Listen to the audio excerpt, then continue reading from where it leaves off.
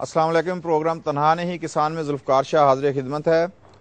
ناظرین، جیسا کہ آپ نے دیکھا کہ ہم مختلف ایریاز میں جا کر یہ پروگرام کرتے ہیں اکراس دی پنجاب اور سندھ اسپیشلی. ہم نے پورے کا پورا تقریباً کوئی شاید ایسا خطہ رہ گیا ہو، علاقہ رہ گیا ہو کہ جہاں ہم نہ گئے ہوں اور کسانوں کے مسائل پہ ڈسکس نہ کی ہو.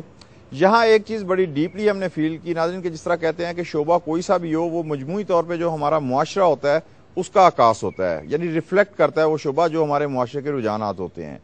تو جس طرح ہمارے معاشرے میں کبھی مڈل کلاس ہوا کرتی تھی، لوور کلاس ہوا کرتی تھی اور اپر کلاس ہوا کرتی تھی، لیکن وقت گزرنے کے ساتھ ساتھ یہ تقسیم جو ہے اس میں سے مڈل کلاس غائب ہوتی جا رہی ہے. یعنی اب یہاں اپر کلاس رہ گئی ہے یا لوور کلاس رہ گئی ہے. یہی حال کچھ ایگریکلچر سیکٹر کا بھی ہے.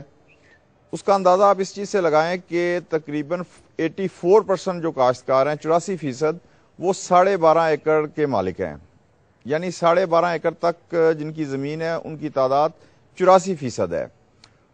یہاں سے آپ اندازہ لگا لیں کہ جن کے پاس 12.5 ایکڑ زمین ہوگی، اور یہ زمین ایک چیز آپ کو اور بتائیں کہ یہ نہیں ہے کہ کوئی لبے سڑک ہے یا بالکل نہری زمین ہے یا گاؤں کے یا شہروں کے پاس ہے کہ بڑی اس کی قیمت ہے، بلکہ یہ بڑے انٹیریئر میں جا کے کچے کے علاقوں میں بہت سارے ان کے پاس ایسی بھی ہے کہ جب دریا رخ پلٹتا ہے تو وہ زمین ان کی دریا میں آ جاتی ہے، پھر کہیں 20-25 سال کے بعد جا کے وہ زمین واگزار ہوتی ہے. تو اب یہاں آپ خود سوچ سکتے ہیں کہ جس کاشتکار کی زمین 12.5 ایکڑ یا اس سے کم 1, 2, 4, 5 ایکڑ ہے، اس بیچارے کے پاس کیا وسائل ہوں گے. ان وسائل کے ساتھ وہ اپنی کاشتکاری کے اندر، میں تو ہر پروگرام میں کہتا ہوں کہ جی جدید ذرائع استعمال کرے، لیکن وہ کہاں سے کرے گا. تو یہاں اس چیز کی ضرورت ہے کہ اس شعبے کے اوپر، کسی اور شعبے کے اوپر حکومت توجہ دے یا نہ دے ناظرین، لیکن اس شعبے کے اوپر خاص توجہ دے، کیونکہ ہم جب ایک دعویٰ کرتے ہیں کہ پاکستان ایک زرعی ملک ہے تو پھر ہمیں اس شعبے کے اوپر توجہ دینی چاہیے. دنیا دے رہی ہے، ہمیں دینے میں کیا تکلیف ہے، لیکن نہیں دی جاتی. یہی وہ مسائل ہیں، اور خصوصاً چونکہ گندم کی ہم کمپین چلا رہے ہیں، گندم کا فصل بونے کا سیزن ہے، اب چونکہ بوئی بھی جا چکی ہے، تو اس حوالے سے بھی ہم گفتگو کریں گے خاص طور پر کہ گندم کی فی ایکڑ پیداوار کیوں نہیں بڑھ سکی، اسے آج تک نفع اور فصل کے طور پہ کیوں نہیں کاشتکار لے سکا. آج جس طرح میں نے کہا کہ ہم پاک پتن شریف میں موجود ہیں، جو کہ فرید الدین شکر گنج رحمۃ اللہ علیہ کی سرزمین ہے، دھرتی ہے. اور اس سے پہلے کہ میں اپنے شریک گفتگو کا تعارف کراؤں، ایک چیز بتا دوں ناظرین کہ یہاں ہم جس ڈیرے پہ بیٹھے ہیں یہ بالکل لبے سڑک ہے اور مین روڈ ہے یہاں پاک پتن شریف کی، اور گاہے بگاہے ٹریفک کا شور آتا رہے گا، کوئی مسئلہ نہیں ہے. تو پروگرام کا باقاعدہ آغاز کرتے ہیں. ہمارے شریک گفتگو جو ہیں میں ان کا تعارف آپ سے کراتا ہوں. پہلے میرے ساتھ موجود ہیں جناب راؤ ظفر عالم صاحب، جو کہ زونل مینیجر ہیں پاک پتن شریف علی اکبر گروپ پاکستان کے. ان کے ساتھ موجود ہیں میاں حافظ مقبول احمد صاحب، جو کہ اس علاقے کے ایک بڑے کاشتکار ہیں. اور ان کے ساتھ موجود ہیں جناب چودھری محمد افضل صاحب، جو کہ فرنچائزی ہیں پاک پتن شریف کے علی اکبر گروپ پاکستان کے.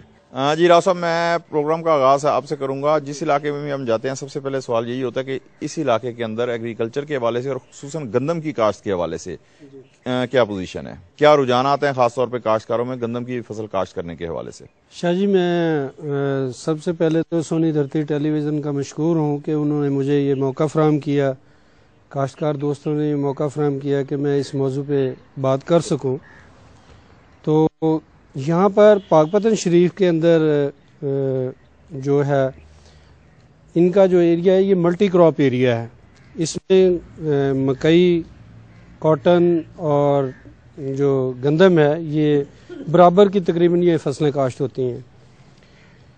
ابھی تک ہم یہ دیکھ رہے ہیں علی اکبر کے پلیٹ فارم پہ، کیونکہ میں یہاں پر ورکنگ پوزیشن میں ہوں، کہ گندم کو ابھی جو ہے نا کیش آور کراپ جو ہے نا وہ نہیں تسلیم کرتے یہ لوگ. یہ جو ہماری فارمر کمیونٹی ہے یہ پوٹیٹو پہ اور مکی پہ کاٹن پہ بڑی توجہ دیتی ہے، لیکن گندم پہ اتنی پرائورٹی میں نہیں ہوتی. اس کی ریزن یہ ہے کہ کچھ تو پرائسز کا ہے، کچھ لینڈ ہولڈنگ چھوٹی ہے، اس سے ان کا سروائیول مشکل ہے. تو ہم علی اکبر کے پلیٹ فارم سے یہ کوشش کر رہے ہیں کہ لوگوں کو اس کی جو فی ایکڑ پیداوار ہے اس کو بڑھانے میں ان کی مدد کی جائے. یہاں گندم کی فی ایکڑ پیداوار ایوریج اگر کہی جائے تو کتنی ہے تقریباً؟ ان کی فی ایکڑ ایوریج جو ہے نا یہ 30 سے 35 مونڈز ہے، جبکہ اس کراپ میں یہاں کی زمینوں کے لحاظ سے، موسم کے لحاظ سے پوٹینشیل 60 سے پلس ہے. آلموسٹ ڈبل ہو سکتی ہے تھوڑی سی کاوش کرنے سے۔ اس کی وجہ مثلا کیا وہ ایسے طریقہ اختیار کیا جائے کہ یہ ڈبل ہو جائے؟ اس میں شاہ جی میں یہ کہنا چاہوں گا، بہت سارے کاشتکار دوست بھی بیٹھے ہیں، کہ جیسے علی اکبر نے ایک پروگرام شروع کیا ہوا ہے بڑھاؤ کھیت کی پیداوار، اگر اس ٹیکنالوجی کو اڈاپٹ کر لیا جائے سوئنگ ٹائم سے لے کے، جہاں پر ورائٹی کا سلیکشن ہوتا ہے، گندم کو جو سیڈ ہے اس کی وائبلٹی یا اس کا کہنا چاہیے کہ گریڈنگ کر کے سیڈ لگایا جائے، اور پھر اس کا فرٹیلائزر پہ توجہ دی جائے، زمین کی جو زمین کا جو ٹیسٹ ہے اس کے مطابق فرٹیلائزر یوز کیا جائے زمین۔ تو ہم یہ سمجھتے ہیں کہ بر وقت کچھ ایسے سٹیپس لینے سے جو کہ فارن کنٹری میں لیے جاتے ہیں۔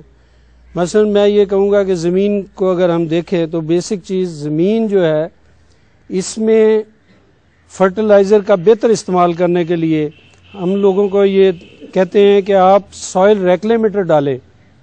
علی اکبر کے پلیٹ فارم ٹارگٹس پہ میگنیٹ کے نام سے یہ چیز موجود ہے، ہم نے متعارف کروائی ہے۔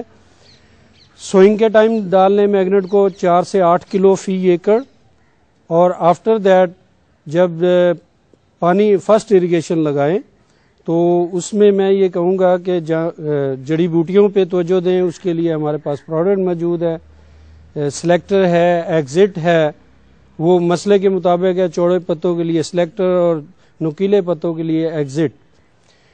اس کے ساتھ ہی میں یہ بھی کہنا چاہوں گا کہ کیونکہ زیادہ جھاڑ بنانے کے لیے گندم کی فصل میں جیسے ہم مکئی میں یا دھان میں زنک استعمال کرتے ہیں، ہم یہ کہتے ہیں کہ فرسٹ یا سیکنڈ اریگیشن پہ کاشتکار کو چاہیے کہ وہ 3 لیٹر فی ایکڑ کے حساب سے اس میں زنک ڈالیں۔ اس سے کراپ کا جو ٹلرنگ ہے یہ زیادہ